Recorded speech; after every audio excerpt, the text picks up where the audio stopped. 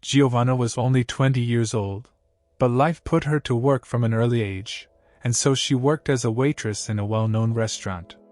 She grew up with her mother, who carried all the parental responsibilities on her own.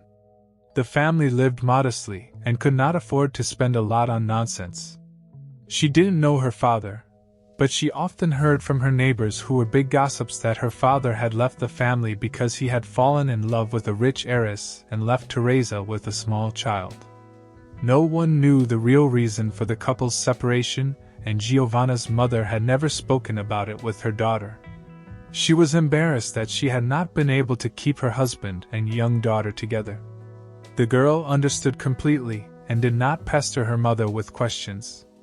She had accepted the fact that her father was a greedy bastard who had traded his wife and daughter for cash. Teresa, Giovanna's mother, worked as a cleaner at the same school where her daughter studied.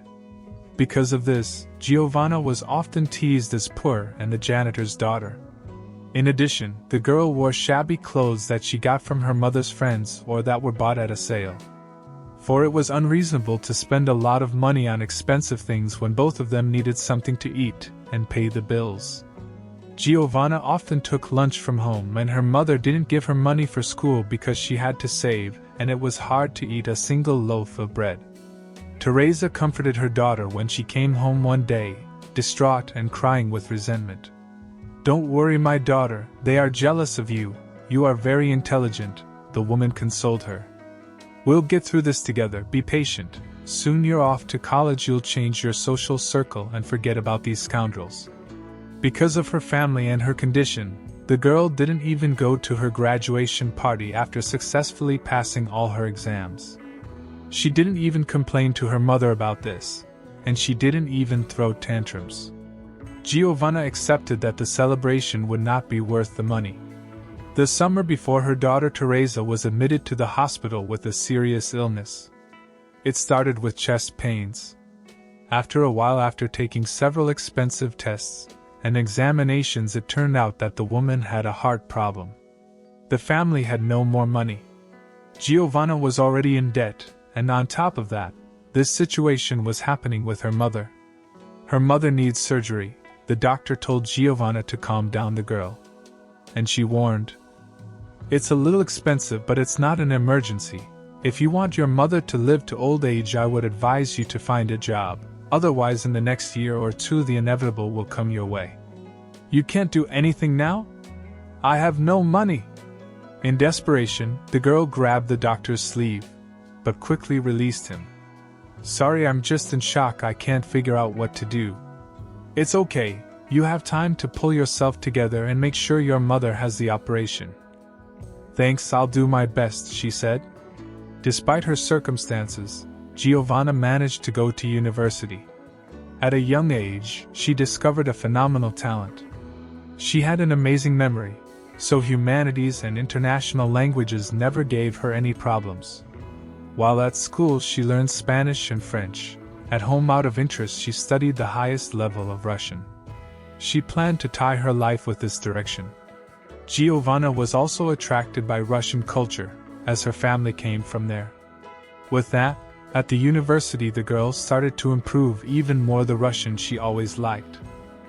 After a year, due to her mother's deterioration, the girl had to drop out of college as the money was no longer giving her, and the fact that her mother could not stay in the hospital all the time or under the care of a contracted nurse. Therefore, Giovanna took over all the care of her sick mother. She became the primary breadwinner for the family and took care of her mother, who was now dependent on her for many things. Teresa often cried that she had become a burden on her daughter, who should be having fun, falling in love, creating unforgettable memories of her youth. And she didn't sit by her sick mother's bedside on nights after work shifts. Giovanna started looking for a job, and here she faced her first difficulties, as it was not easy to be hired. Moreover, no one was in a hurry to pay him a decent salary. She was faced with the choice of cleaning offices at a company or becoming a waitress at a restaurant. She knew firsthand what a thankless and tiring job a janitor was, because as a child she watched her mother work. Her mother was constantly fumbling with cold water and always carrying a bucket, complaining of pain in her lower back and legs. That was something Giovanna wanted to avoid. "Take care, my daughter," Teresa said, caressing the girl's face. "Mom, don't worry, you know I'm smart, I'll make it. Soon we'll get you on your feet, you just have to be patient." The girl promised her mother, but she was not sure of her words. The restaurant wasn't as easy as Giovanna thought it would be. From the beginning, she suspected but didn't imagine that the job of a waiter would have to deal with so many people, like guests, in addition to constantly walking around. It was stressful and upsetting. But the main headache for the girl and the entire team was the manager. Marcus was not a pleasant man. The management had no criticism of his work, but thanks to his inflexible nature, the man kept his subordinates on track. It showed excellent results. Marcus was always polite to customers. He could fulfill any whim, and could always resolve a conflict conversation. However, the man was hated by his subordinates. Everyone had a history with him. Not only did he impose a system of fines on his bullied staff, he also had a habit of poking them with insults. Many vulnerable people could not bear it, and always left their workplace after a few months of hard work.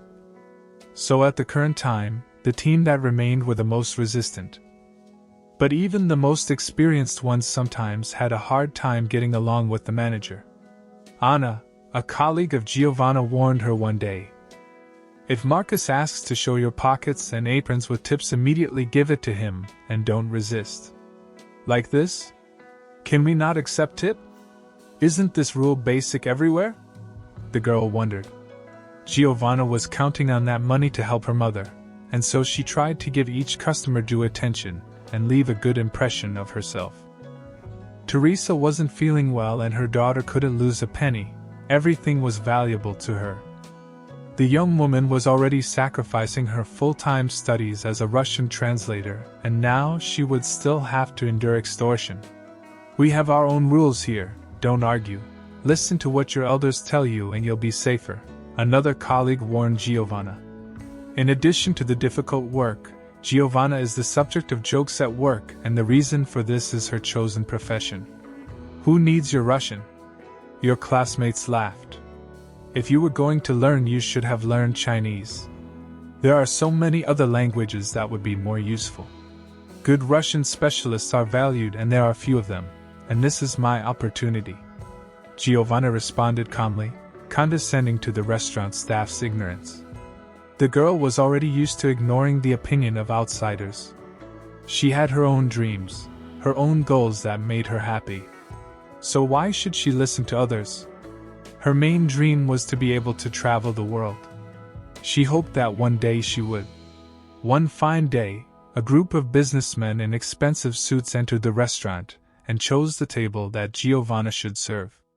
When the girl saw them, she made a beeline for one of the men with the menu and greeted them with a smile.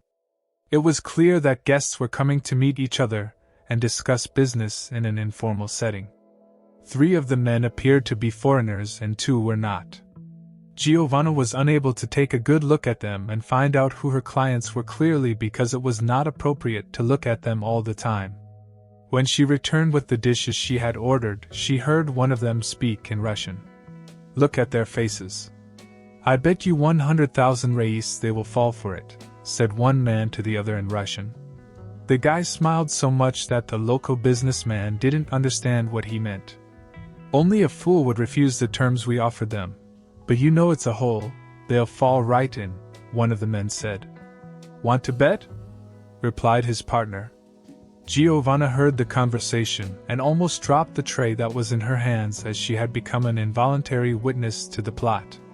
She realized that the Russians would deceive her fellow countrymen, and this aroused great indignation and despair in her soul. The girl went back to work, but she couldn't stop looking longingly at the table on which the unpleasant events were taking place. Meanwhile, the men continued to bait their opponents with sweet speeches in English, occasionally switching to their native language to laugh amongst themselves at their silly partners. And again they went back and forth mixing English, and when they wanted to speak badly they spoke Russian to each other. Giovanna was stunned and wanted very much to intervene and help her countrymen. But she thought it was none of her business. She needed to think about herself, and she couldn't irritate Marcus, who was already feeling bad since the morning. But her conscience didn't allow her to remain silent. As Giovanna approached the businessmen's table again, she looked at the Russians and said in their language, "Stop fooling them." The two at the same time looked at each other, scared, realizing that the waitress had understood all along what they were planning. "Who are you? How dare you interfere?" one of them shouted. "Wait." The young Mateus, who accompanied his boss in the negotiations, who held the position of head of one of the departments in his company, gestured for the Russians to stop. And then he turned to Giovanna. "What's bothering you? Do you understand them?" the guy said. "They are scammers, and they are trying to outsmart you," the girl added. "They are discussing a fake contract. They want to ruin your company, but I hope they don't succeed." She repeated the same thing in Russian, addressing the Russian guest. They immediately grabbed their papers from the table and ran away in fear of being overtaken and stopped. Entrepreneurs were surprised, looking at the scammers who almost deceived them. Mateus, the head of one of the departments, said, "I think we should thank you on behalf of the entire company for saving us from these dishonest people." "Thank you very much." The man extended his hand to Giovanna and she shook it. Mateus speaks. "Thank you very much. I was afraid to interfere, but I got over it." "Excuse me, give me a second, Estevao," Mateus' boss said and walked towards the bar. "You saved us," Mateus again thanked and smiled at the girl. "Do you know what my boss is doing now?" Mateus speaks. They both turned and saw the restaurant manager's idiotic face. "I don't know," she said. He replied, "Well, I think Estevao told his boss that he will hire you as an interpreter for our company, assuming you have the right level of Russian." "Oh my God, I can't believe it!" Giovanna exploded with happiness. Meanwhile, all the other restaurant staff, who always made fun of his passion for the language, froze in shock upon seeing the whole scene. Now she would become a translator for a serious company with a good salary. Carolina accepted Estevao's offer, and on the same day she left the restaurant. Mateus, who became the girl's new boss, hinted that he liked her a lot. She also liked this confident young professional. Soon they began to meet. At first they were hiding their relationship from colleagues so as not to have unpleasant rumors. Young people used to visit the restaurant where Giovanna used to work, but now as customers. When Mateus left a tip for his former colleagues, the girl looked at Marcus as if warning him not to take money from employees if he didn't want to lose his regular customers. With Mateus, Giovanna felt incredibly happy for the first time. The man knew how to woo the girl very well.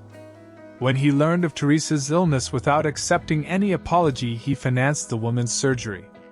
Soon her life was no longer in danger. After Teresa was discharged, her daughter and Mateus went out to dinner together so that her mother could meet her future son-in-law and thank him for his concern. 6 months later, Giovanna and Mateus were getting ready to get married. They were friendly with each other and wanted to spend the rest of their lives together. The groom gave an unusual gift to his beloved and booked a room at the hotel in Maldives for their honeymoon. The girl cried with delight and the realization of how much Mateus loved her. She was grateful to fate for such a life partner.